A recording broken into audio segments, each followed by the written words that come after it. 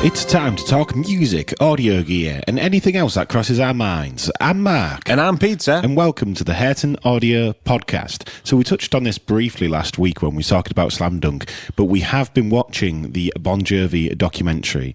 We've been watching it on Disney because that's where you have to watch it in the UK. Obviously it's on Hulu and blah, blah, blah in America or something. Whatever they have in America. It's on Star on Disney. Because that's not confusing.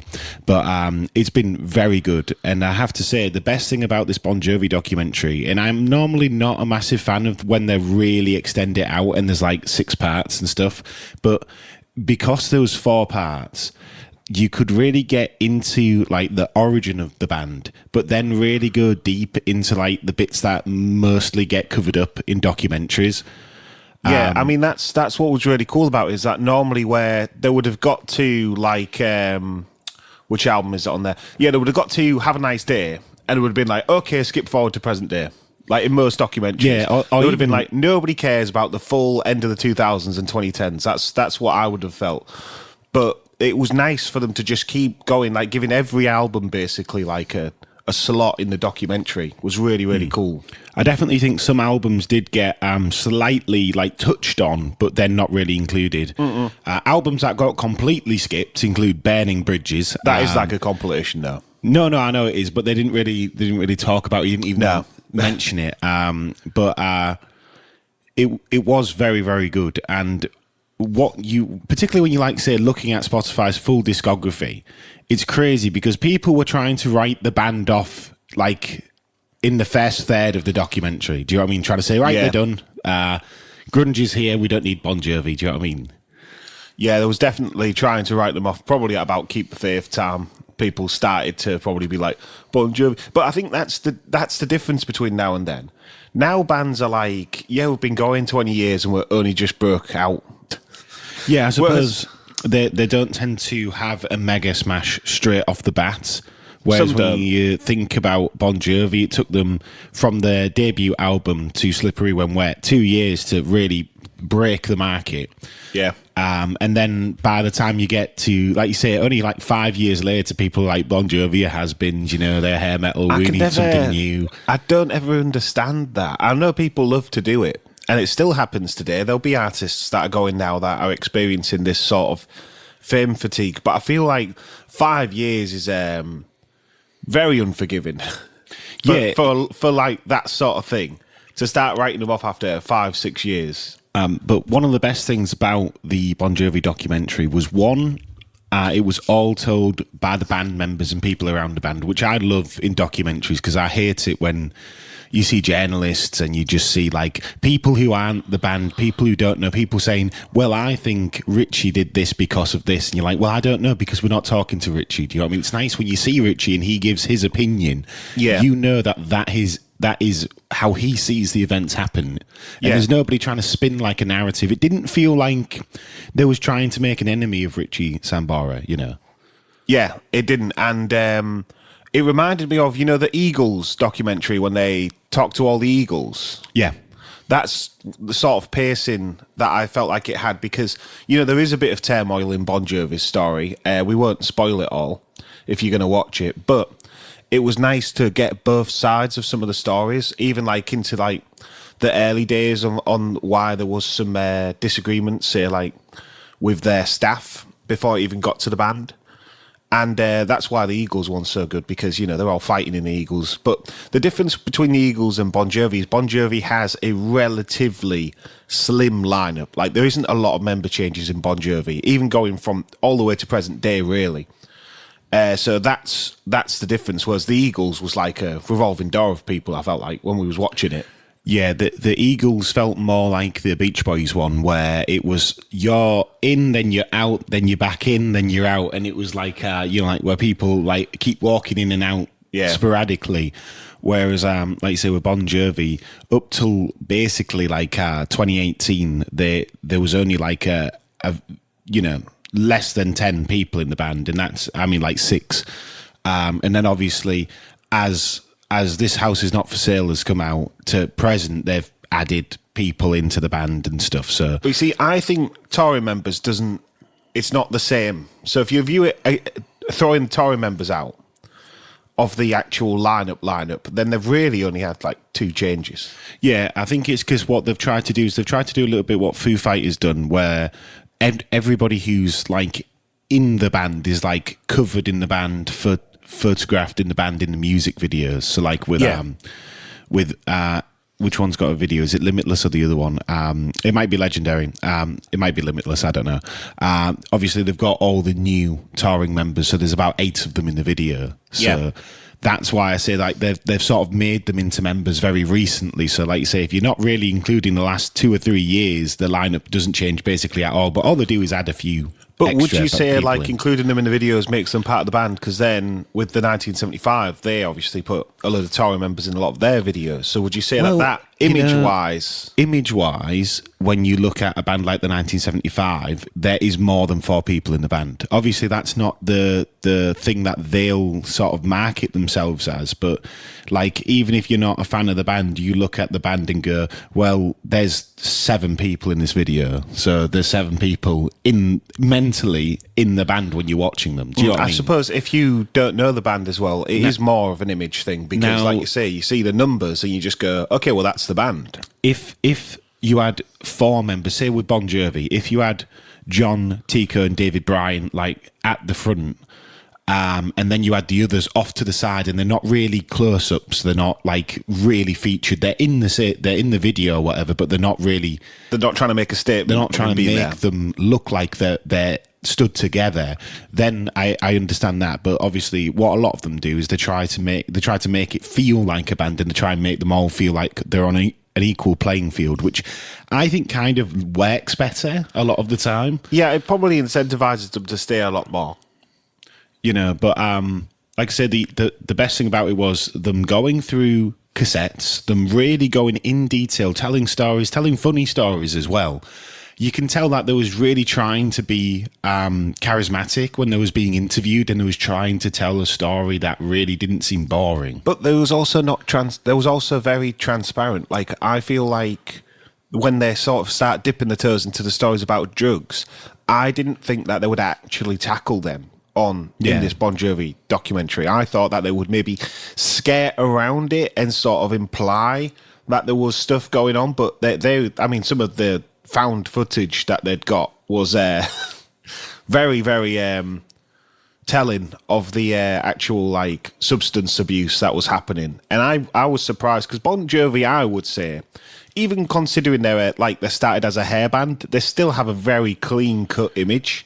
Considering, obviously, yeah, with John's like philanthropy and stuff and everything they've done, they're a bit like U2 in the sense that you see them a lot, and they're often doing very like important government issues and things. So it feels like counterintuitive for, say, them to be shaking hands with presidents, but then like doing a load of drugs. Obviously, John wasn't, to clarify that, but it's an interesting like duality of where some of the bands are mentally, isn't it? Yeah, I do think U2 is a very interesting comparison because I can't think of many bands that started in the 80s and didn't really have a break and just consistently released albums and went on tours. Well, Bon Jovi and U2 are sort of like parallels of each other, as they start at the same time, but then they both have massive albums in the year 2000.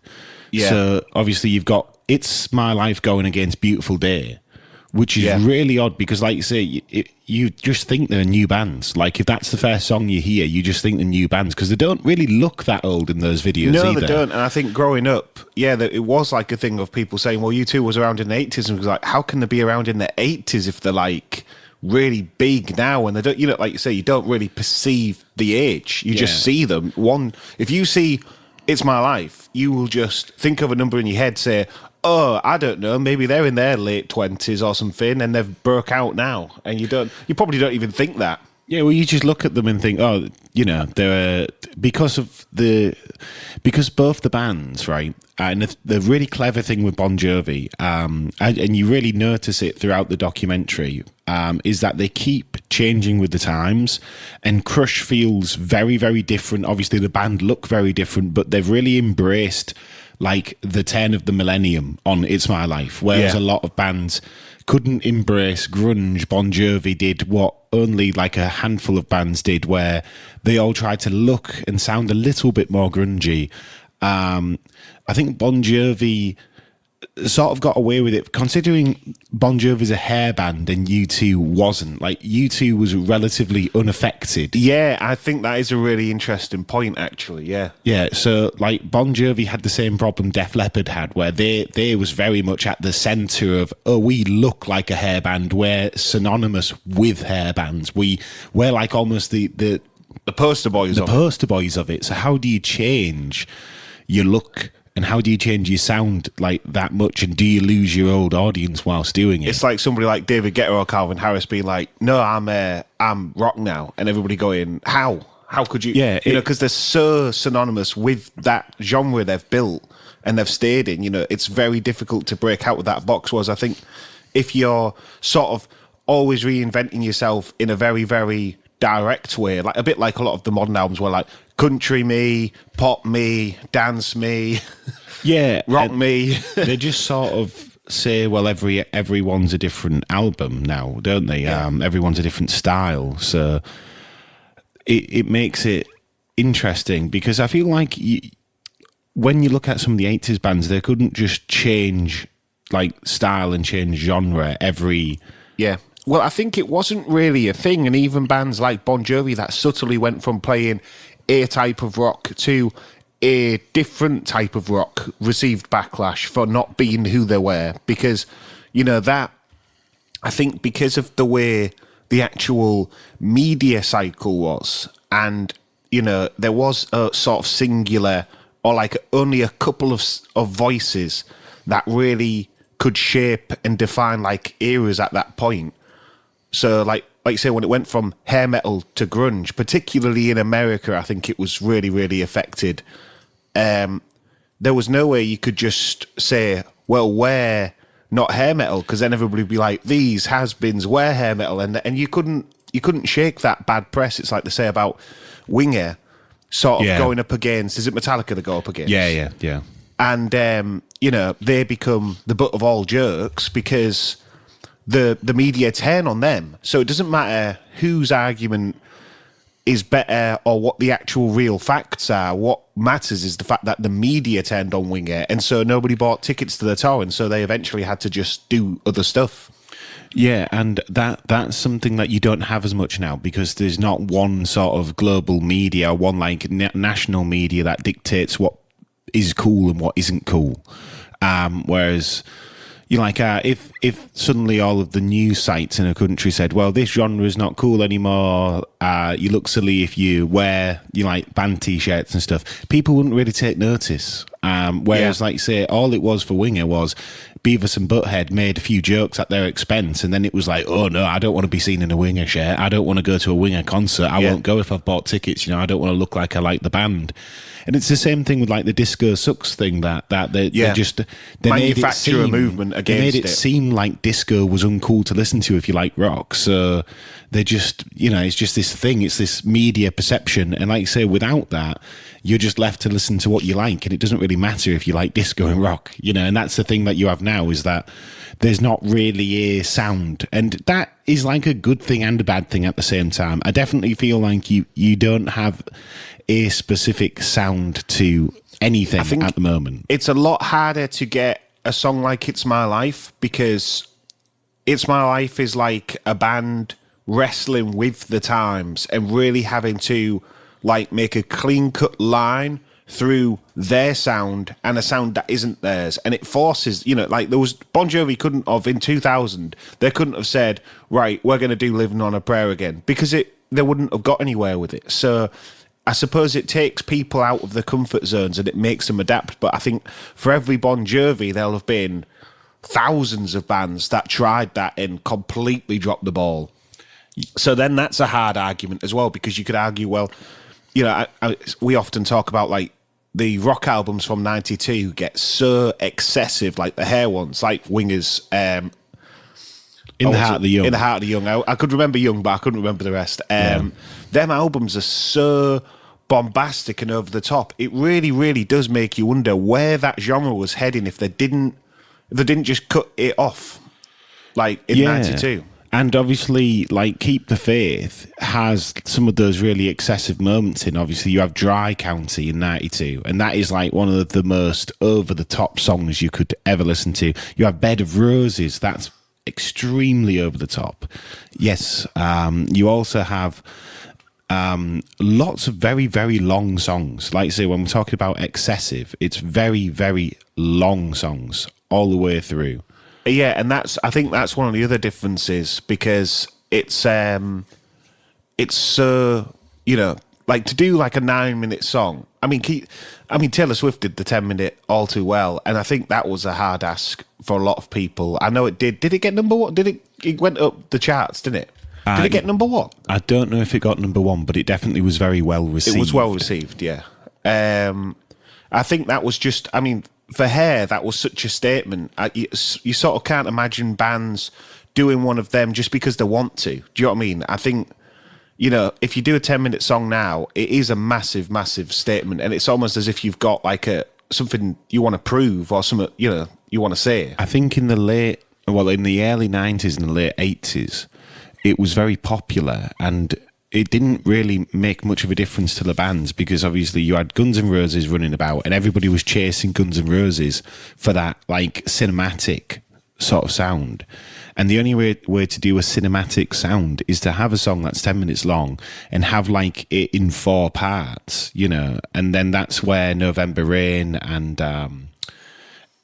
Estranged and stuff are really, really big, because the videos are linked together. And obviously Dry County, that has a video that is similarly paced, where it is like a story. They're almost doing mini movies when they're doing these really long songs. And it just it's 2-minute guitar solos, it's a minute 30 outros, a minute intros, absolutely excessive to the T, just ridiculously overblown, which is fantastic, because I do think that when you have songs that can't get over 2 minutes 50 at the moment, you can't really tell a big story or do any big moments. It's hard to sort of stretch something out as well. You like you say, stretching an outro and really getting like a guitar moment or a vocal moment at the moment with 2 minutes. I mean, you have some of these songs now will start after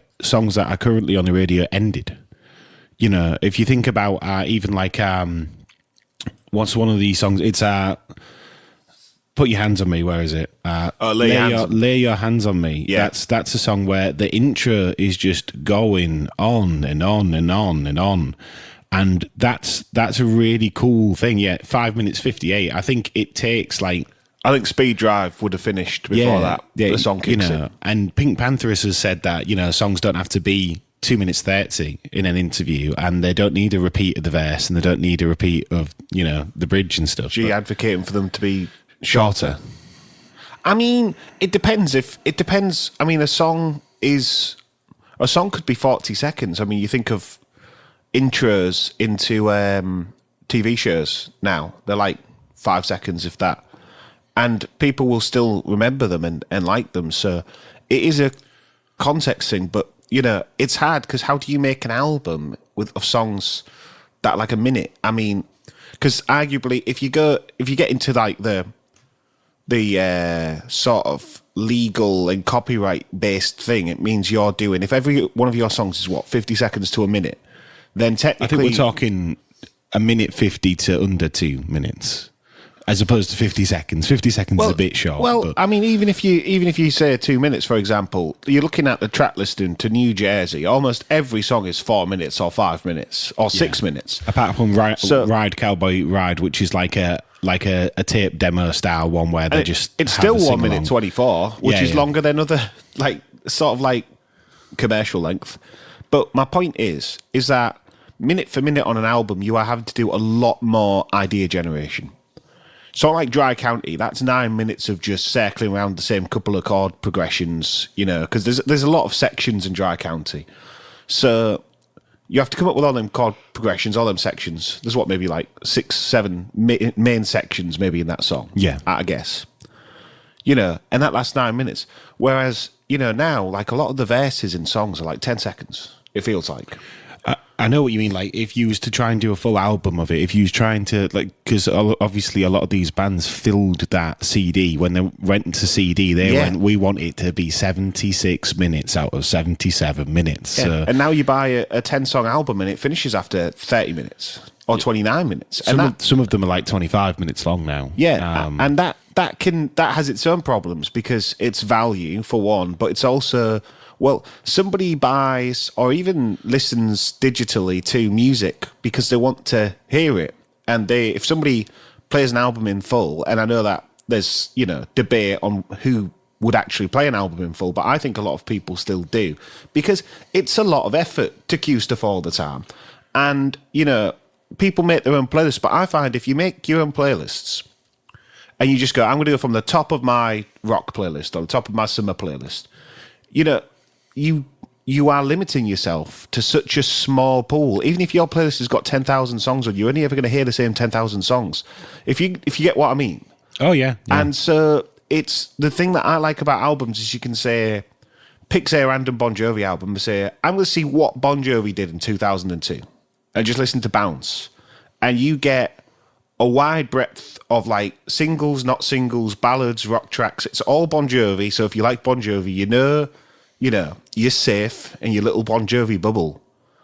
And it actually, I think, opens up your mind to more experiences, because I don't want to say TikTokification of music, but it's like, I don't understand how people will not want to listen to more than one song by a band, but then listen to songs that are only singles, and most songs like that are all then, say, if you're listening to something like Slap House, which is quite a specific sounding genre.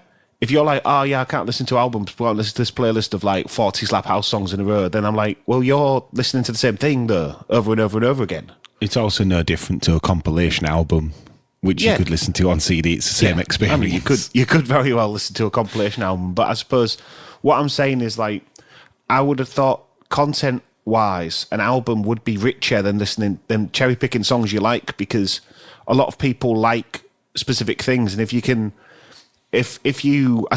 play an instrument, or if you're quite savvy with music, or your ears work like that way, like some people's do, you may clock that you like songs that are all the same chords.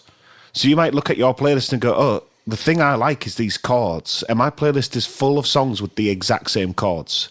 And I've clocked myself doing it before, because there's certain movements in the music that I really like. And so you can be curating your, playlists up, and you might not realize that you're actually narrowing down your like potential influence, or even just like a feeling. Do you know what I mean? You might have a bunch of songs, but they're all the same feeling. Yeah. Yeah, and that, like you say, that's the best thing about listening through albums. Also, like when you listen through a discography, even Bon Jovi, you're looking at the discography, you have like 5 or 6, well, you have 4 hair metal albums, really. Then you have whatever's going on in the 90s would Keep the Faith in these days. They're sort of doing like a slight departure from that to, like a more like rock focused, but not maybe as like overblown in places. Then you go from Crush, where they get really on a roll in Bon Jovi, Crush, Bounce, and Have a Nice Day are all very similar sounding, although Bounce definitely is the one I'm least familiar with, because there's no like breakout song on Bounce for me. Particularly in the UK, I don't think any of the songs on Bounce actually really stuck around very much. If I just look at the track listing, I don't really know. All About Loving You is that's the closest to being a good single. Then you have them go country with Lost Highway, then they circle back round on the circle to do like a hard rock thing. The Circle is a must listen. If you haven't listened to Bon Jovi, it's probably one of my favourite, put in the top 3 albums. And this is the thing, like, if Bon Jovi called it a day in '92, we wouldn't get The Circle or Have a Nice Day. I think The Circle, I would say, is Bon Jovi's best performing and most underrated album. Like, that band is on fire on The Circle, and I don't know how. I think with The Circle, for me, like when you look at Crush, you look at Have a Nice Day's track listing, you see It's My Life, and then you see, no other songs I know very well. You know, I look at Have a Nice Day, I see Have a Nice Day, and I look down a track listing. I know I've heard Last Man Standing. I can't remember them off the top of my head. But you also mean like in the cultural pop zeitgeist. Like you know the hits, but the songs don't. Like, whereas The Circle, you could argue the same thing. They have We Weren't Born to Run. It has 42 million plays. We Weren't Born to Follow, just... Sorry, that's what I meant to say. 42 million plays. None of the other songs break out of 10 million. I'm surprised When We Were Beautiful doesn't have more plays. Yeah, but the thing is that what I would say is if you listen to The Circle in full, it's a very strong album. Yeah. A very, very strong album. Super strong. That's why I would recommend anybody listen to it. Obviously, What About Now is like a continuation of The Circle, but it starts to get a bit softer, a bit more acoustic in places. That's the thing with What About Now. It sort of like sounds like The Killers as well. I was going to say it's very, very contemporary is What About Now, really. It really taps into that Killers, Coldplay-ish, whatever that sound becomes. Obviously, it doesn't sound exactly like them bands, but it's like Bon Jovi doing it. And then it's the one-note riffs that they really latch onto on there. And then after What About Now, the band, in a way, as Richie sort of leaves, is like the run, really, of the Bon Jovi lineup. That is like the classic lineup, because Alec gets taken out before Keep the Faith, so but he's not actually playing on some of the records on bass, so do you know what I mean? Like that is like you run. Then we have Burning Bridges, which has We Don't Run On, and Saturday Night Gave Me Sunday Morning, which are both really, really good songs. Also, Burning Bridges technically has a lot of Richie on, I believe. No, I know, but it's like like you say, it's not a proper like album. It's like we need to get off our record contract. Yeah. Here's some songs, you know that. But it continues basically that sound. The only thing I've had with This House Is Not For Sale 2020 and then the songs the two new singles is that they are very much all the same bag. Like it's like that is a sound. Yes. But the good thing with Bon Jovi is that from 2018 to now, in the last 6 years or so, they've got like a separate sound that they didn't have in 2015 to 2009. Yeah, I mean they're sort of touching back on the roots, I feel like, as well, which is interesting. You know, they're pre-hair metal roots. Yeah, but there's a lot of different styles and a lot of different songs when you just look at one band, you know, one complete collection of music. Say you turn up to Bon Jovi for the hair metal music, and that might make you think, well, what other hair metals out there, and why do these albums sound that way? You could pick any Bon Jovi album and try and figure out, well, why does Crush sound the way it does? Why does What About Now sound the way it does? Who were the contemporaries and what was they sort of emulating and or what was they competing with to push them into that direction? And that might lead you on like a run that finds you different bands. So you might find some great hair metal bands seeing like who they was competing with on Slippery When Wet, but then you might find some really good alternate rock bands and like stadium bands, if you look at What About Now, that are not hair metal at all. Yeah, and that's what was really nice about the documentary, is that they really touched on a lot of the middle portion from Crush through to Lost Highway. They got really in detail with what was happening, what they was doing, what was going on with the recording side. Obviously, they said that John Shanks started from Have a Nice Day onwards, I think, started to have a big influence on them recording. And to an extent, I mean, I wouldn't say... Well, actually, I won't say it because it's a spoiler. I don't want to spoil the documentary for anybody who wants to watch it. But I think we've said enough spoilers. It's funny how much one like producer or collaborator can make a difference. You know, because like you say, you like to think, well, John Bon Jovi does everything, but obviously on the very early stuff, there's Desmond Child, there's Bob Rock. They're all doing stuff. They're all contributing ideas.